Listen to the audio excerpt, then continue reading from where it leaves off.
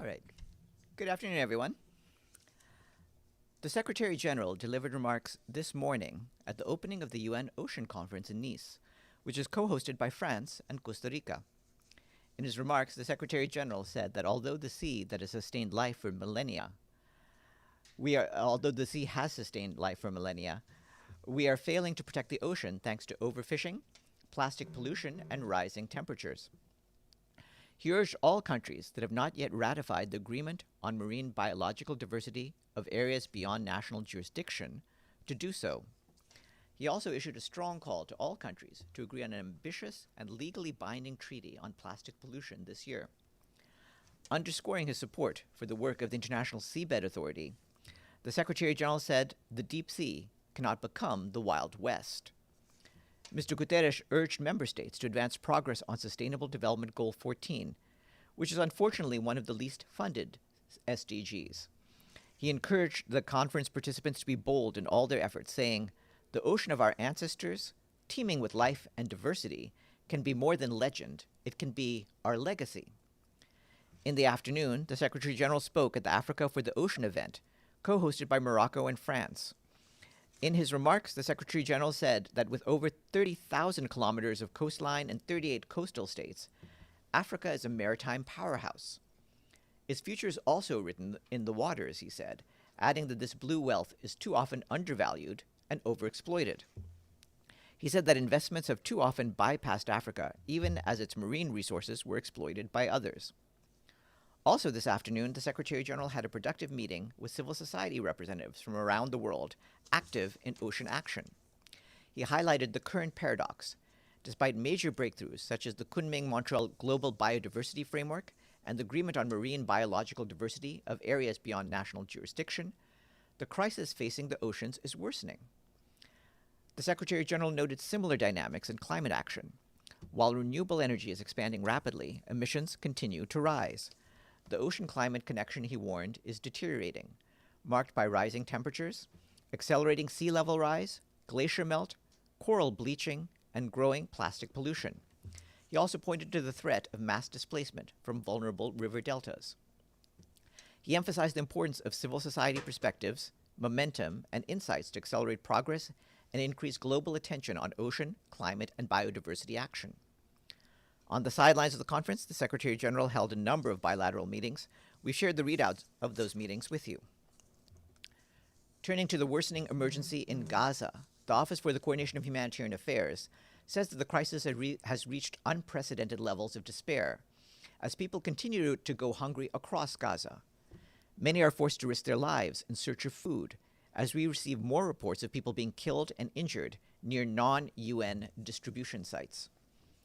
According to the International Committee of the Red Cross, just this morning, 29 casualties arrived at the ICRC field hospital in West Rafah, 8 of whom were dead. Almost all had explosive trauma wounds, with 2 others admitted with gunshot wounds. The UN reiterates that civilians must always be protected. No person, anywhere, should be forced to choose between risking one's life and feeding one's family. Fuel stocks in Gaza are critically low, putting further strain on critical services and humanitarian operations. Over the weekend, some 260,000 liters of fuel were looted in northern Gaza. Prior to this, the UN had repeatedly attempted to reach these stocks to retrieve them, but these attempts were denied by the Israeli authorities. Since the 15th of May, the missions to retrieve this fuel were denied by the Israeli authorities 14 times. Our attempts to reach fuel supplies in Rafah, in the south of Gaza, also continue to be denied. The UN warns that unless a solution is found in the coming days, the entire aid operation could come to a standstill. Since the Israeli authorities allowed limited amounts of aid to enter Gaza on 19th of May, the UN and our partners have only been able to collect about 4,600 metric tons of wheat flour from the Kerem Shalom crossing. Most of it was taken by desperate, starving people before the supplies reached their destinations. In some cases, the supplies were looted by armed gangs. We reiterate that Israel, as the occupying power, bears responsibility with regards to public order and safety in Gaza. That should include letting in far more essential supplies through multiple crossings and routes to meet humanitarian needs and help reduce looting. Our partners working on food security in Gaza estimate that between 8,000 and 10,000 metric tons of wheat flour is required to reach all families across the Strip with at least a single bag of flour to ease the pressure on markets and reduce desperation, alongside other diverse food supplies. Beyond this, the sustained and unrestricted flow of aid into Gaza must resume as soon as possible.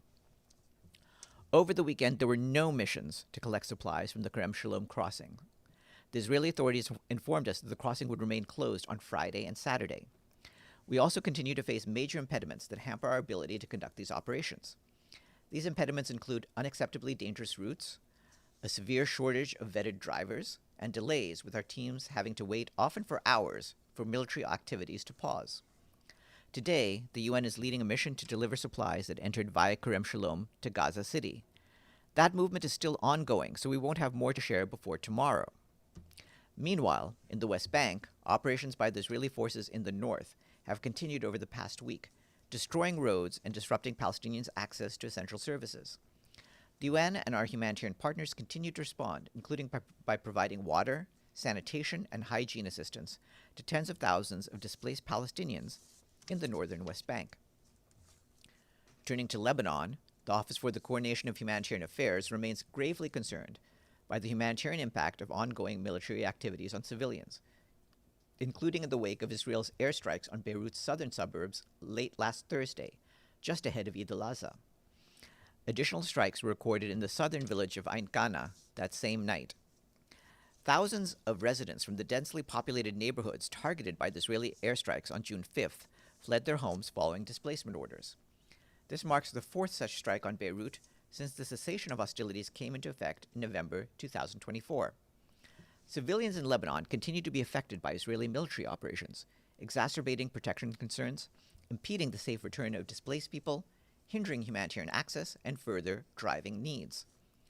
Along the Blue Line, hostilities have persisted on a near daily basis, including artillery shelling, demolitions, and airstrikes, particularly in areas where the Israeli army maintains a military presence and has erected physical barricades and warning signage. Preliminary official estimates by the Beirut Area Reconstruction Committee indicate extensive damage from the airstrikes, including to a school for people with disabilities. 9 residential buildings were completely destroyed, while more than 70 sustained partial damage. Some 115 housing units were destroyed, reportedly resulting in the displacement of about 300 families who have been hosted by relatives. Continued military operations by Israel in Lebanon remain a driver of humanitarian needs, particularly in the south.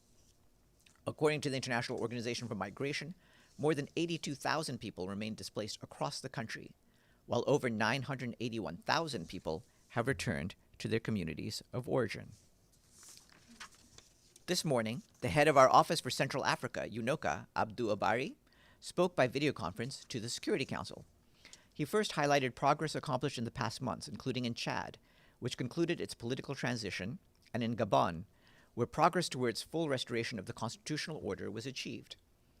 But against this backdrop, he also highlighted the impact of budgetary constraints on humanitarian operations, notably in Chad, where the 2025 Humanitarian Response Plan is currently funded at only 9.3%, compared with 19.5% at the same time last year. Turning to the work of his office, Mr. Abari said the current financial situation is impacting his office and forcing him and his team to rethink their plans and working methods. In a context where several electoral processes are planned in the region this year and in 2026. Mr. Abari said the countries of the region are resolutely committed to the principles and values of the United Nations, as well as to the Pact for the Future. He called on Security Council members for their continued support, particularly at this critical time. And turning to northeast Nigeria, Emergency Relief Coordinator Tom Fletcher has released $6 million from the Central Emergency Response Fund, or CERF, to respond to the worst malnutrition crisis to hit the region in 5 years. Mr. Fletcher stressed that we need to get food to those in urgent need and get systems in place to reduce the risk of future crises. Our colleagues from the Office for the Coordination of Humanitarian Affairs are deeply concerned about the impact of escalating food insecurity in Borno, Adamawa, and Yobe states in the northeast of the country during the lean season between June and August. This year, 1 million children under 5 in these areas are at risk of severe acute malnutrition. That's double last year's figure and the highest number in at least 5 years. The new funding from CERF will help partners meet the most urgent nutrition and health needs of vulnerable people in northeast Nigeria, particularly women and children. Our humanitarian colleagues note that it comes at a critical time as brutal funding cuts by key donors disrupt humanitarian response efforts. In Borno, Adamawa, and Yobe states, these cuts mean humanitarians no longer have the capacity to prevent a further worsening of the situation. Just over a month ago, the UN and the government of Nigeria launched a plan for the lean season that seeks $160 million for 2 million people with life-saving assistance. That's it from me. Do we have any questions? Yes, Deji. Actually, several questions. Before last weekend, it's been reported by New York Times and multiple outsources that Israeli Prime Minister Netanyahu said Israel is arming the opposition in Gaza against Hamas. Would that solve the problem of the situation in Gaza to give more guns in there? It's clear that what Gaza needs least is more ammunition. What we need, and we've said this over and over again, is a lasting ceasefire, the release of all hostages, and unimpeded humanitarian assistance. Having more guns, having more armed parties, increases the risk to the population. And a follow-up, another question. Greta Thunberg and the charity ship, has been detained by Israeli authority. I don't know what's the position of the Secretary General on this incident. Well, you're aware that prior to the flotilla traveling into the area, our main concern was about the safety of those on board the ship. As far as we're aware, the people on board the Madeleine appear to have been unharmed, and we hope that that continues. Obviously, we'll continue to monitor the situation. Yes, Adla. Farhan, there are reports circulating in Israeli media that the U.S. is thinking of pulling its support from UNIFIL. Have you heard anything? Does the UN have any comment? Well, we haven't actually heard anything about this. I mean, we're aware of the media reports.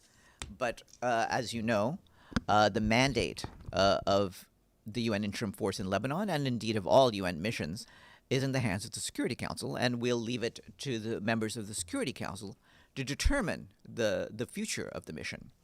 Obviously, the work that UNIFIL has done since the 1970s speaks for itself. It's been a very crucial component to the safety and the stability of southern Lebanon. You saw from the note I just read that, in fact, the unrest and activity across the blue line continues even now. So the situation has not returned to a position of stability. But having said that, the current mandate goes till the end of August, and we'll have to see what discussions the Security Council has. Yes, please, Besan. Just a follow-up on the flotilla. So Amnesty International has described the interception of the flotilla as illegal, and that Israel has basically flaunted ICJ rulings by intercepting it, and also its obligations as the occupying power. Is this a position that the UN shares? Well, I just talked about what Israel's position as an occupying power entails. I mean, to reiterate, it's very clear that it bears responsibility for the safety of the population. It bears responsibility to making sure that essential supplies get in to meet humanitarian aid, and so we will hold them to that. Above and beyond that, what we have made clear, and the Secretary General has said this repeatedly, is that humanitarian aid must be able to enter Gaza swiftly and at scale to reach all people in need wherever they are in the Strip. That is something that the activists on the Madeleine were also talking about, and this is something that deserves to be at the forefront of international attention. There's 2 million people, and we've said that the entire population of Gaza is at risk of hunger. That's an overwhelming amount of humanitarian need, and we need to have this dealt with as soon as possible. Just to follow up, there are reports also in Israeli media that there are So the activists have been detained and they're going to deport them. But there are reports saying that they are sending them to individual prison cells and they are going to be interrogated. I don't know if you have a comment on that, and if you if this is actually illegal, if it's legal for Israel to do this. We would have to examine exactly what's happening and what the legal basis for this is. Obviously, we have always stood in favor of peaceful protest and believe that authorities should allow peaceful protesters to go about their activity without harm. It would be a tremendous concern if that was being flouted. But having said that, of course, we're going to continue to monitor the situation. We'll need to see what the relevant procedures are in place. Edie. Two follow-ups on that. Does the United Nations have any comment on the fact that this boat was intercepted and boarded in international waters? And secondly, what would the United Nations like to see happen with the aid that was on board this vessel, which is now detained in Israel? Obviously, all aid that is intended to go to the people of Gaza needs to go to the people of Gaza. They are in a situation of critical need, and it would be terrible if there's further hindrances being placed on aid that's meant to go to them. Regarding where the ship was held, we would need to be able to verify where exactly the ship had been detained. But obviously, the importance of ensuring that ships travel without hindrance on international waters is a critical part of international law. And on Gaza, what has the Israelis government told the United Nations about why they keep blocking fuel imports to Gaza? I would leave it to Israel to explain its own actions. Obviously, we're aware of the insecurity in Gaza, but that insecurity will only increase if we are not able to give the humanitarian assistance to the population that is needed. And we can only do that if the fuel goes to our appropriate activities. Yes, Gabriel. Thanks, Farhan. Two questions. The first one, again, on the flotilla. Based on the information that the UN knows about what transpired, does the Secretary General feel that the flotilla was any sort of threat to Israel? Again, our basic point is that we encourage all peaceful protest. As far as we are aware, this would fall under that. And on a separate note, in your remarks, you stated that unless a solution is found in the coming days, the entire aid operation could come to a standstill. Solution exactly to what? Was that to the gasoline, petrol? I was talking about the fuel issue, that we need fuel for our operations. As I pointed out, some of that fuel was in an area that we were kept from accessing and has since been looted. Obviously, we need to get to our fuel stocks and have more fuel come in. Otherwise, we can't operate. Yes, Dulcie, and then you. Yeah, the Gaza Humanitarian Foundation put out a press release yesterday saying that Hamas has explicitly threatened the GHF American and Palestinian workers at their aid hubs. It said that Hamas has also endorsed the United Nations. And it also says that the international community, including the UN and other aid groups, must immediately and unequivocally condemn Hamas's threats.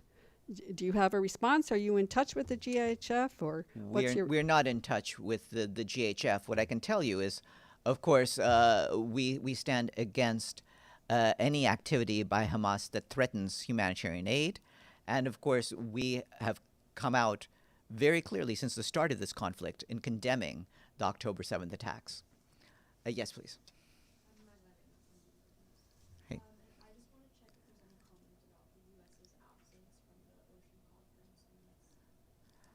Obviously, it's every member state's right to attend conferences at whatever level they wish to do.